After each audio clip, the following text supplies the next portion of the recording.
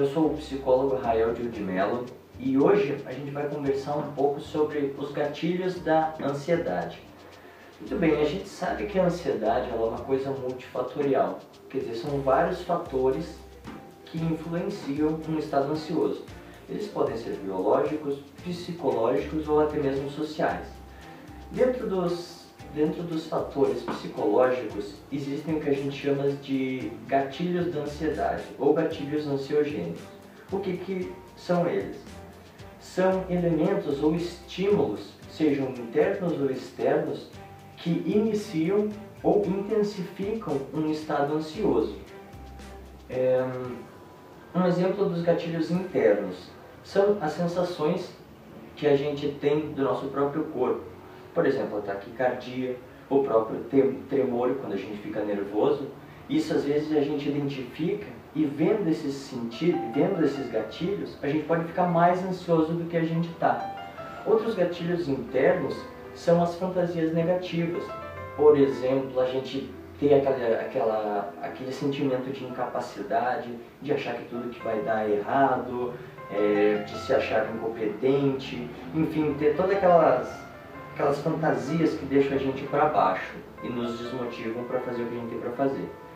Já os gatilhos externos, os gatilhos emocionais externos, eles estão presentes no ambiente e são do tipo uma buzina de um carro quando a gente está atravessando uma rua, o objeto de uma fobia específica, por exemplo, a pessoa que tem aracnofobia, quando ela vê uma aranha, ou mesmo quando ela vê uma aranha e não vê mais.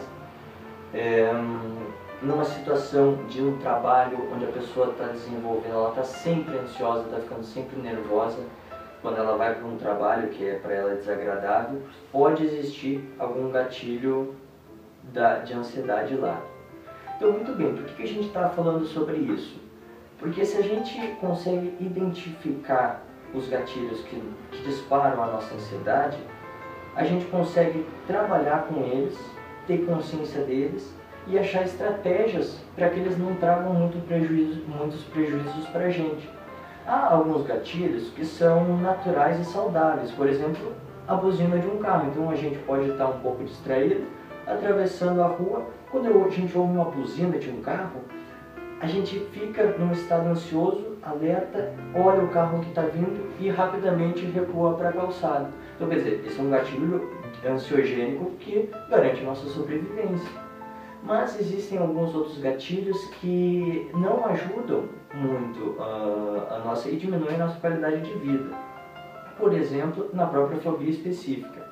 Obviamente que uma aranha, uma cobra, enfim, algum animal peçonhento, ele tem que ser um gatilho para garantir a nossa sobrevivência. Mas às vezes o excesso disso pode nos trazer prejuízo, pode às vezes até fazer com que a gente passe vergonha perto de alguns círculos sociais, enfim, trazer bastante incômodo para a gente. Na situação do trabalho também.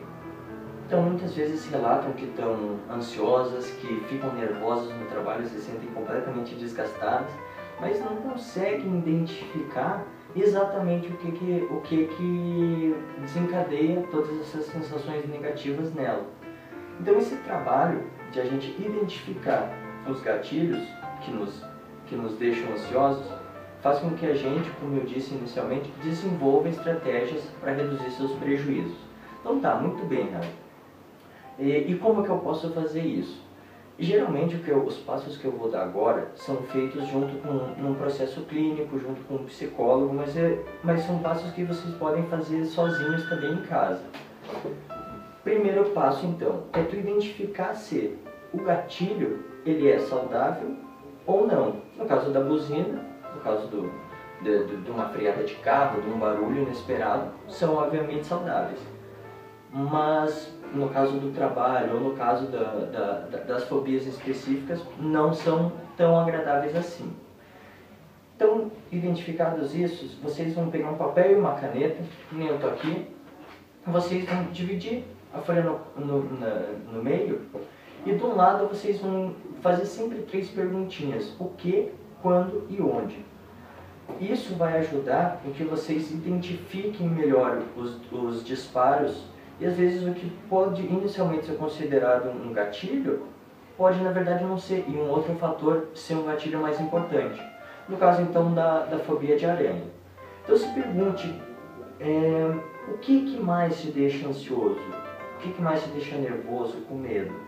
Quando a aranha está perto ou quando está longe? Quando tu consegue ver a aranha? Ou se tu simplesmente imaginar que tem alguma aranha perto de onde tu está?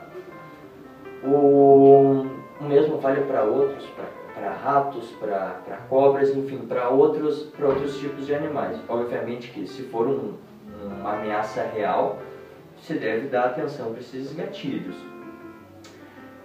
Escrito isso, o que, quando e onde, você deve escrever na outra coluna o que você pode fazer para contornar isso, se isso é evitável ou não, e o que você pode fazer.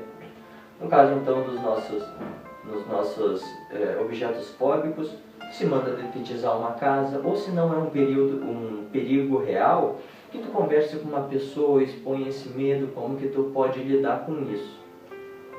Num outro exemplo do trabalho. Então a pessoa está sempre nervosa com o trabalho, sempre angustiada, muito ansiosa nessas situações de trabalho. Faça essas perguntinhas, o que, quando e onde. Quando que você fica mais ansioso? Quando tu tá indo para o trabalho, ou quando tu tá voltando para o trabalho, quando tu começou o trabalho, quando tu está em alguma etapa. Veja que nos trabalhos geralmente se tem uma rotina. Talvez exista algum momento dessa rotina que tu sinta mais ansiedade. Então, tu escreve nesse ladinho na coluna, tal momento, ou quem sabe é mais de um momento, você escreve lá. Onde? Às vezes é um local. Às vezes está tudo bem, mas quando você tem que ir para a sala do chefe, quando você tem que ir para algum lugar específico, a ansiedade pode aflorar mais. Você escreve lá também. Ou mesmo o que? Às vezes é uma pessoa, ou às vezes é alguma coisa, alguma mobília, por mais simples que pareça, pode remeter a uma lembrança sua que resgata esse sentimento de ansiedade. Ou mesmo uma pessoa, às vezes é uma pessoa que simplesmente não te desce, um chefe desagradável, um colega de trabalho desagradável. Muito bem, listadas essas coisas, na outra coluna vocês vão escrever se essas coisas são evitáveis ou não. Então, no caso do meu chefe, assim, sinto a ansiedade perto dele. Eu posso mudar? Eu posso mudar de emprego, procurar outra saída? Talvez sim, então vou escolher isso. Mas se não é o caso, então escreva como que você pode lidar com essa situação. Se talvez tu relevar muitas coisas que ele faz, ou mesmo se tu propor uma conversa com ele, enfim, tu vai listando possíveis soluções. Ao final, então, vocês vão ter um verdadeiro relatório das coisas que podem ser os disparos da sua ansiedade e algumas estratégias para você lidar.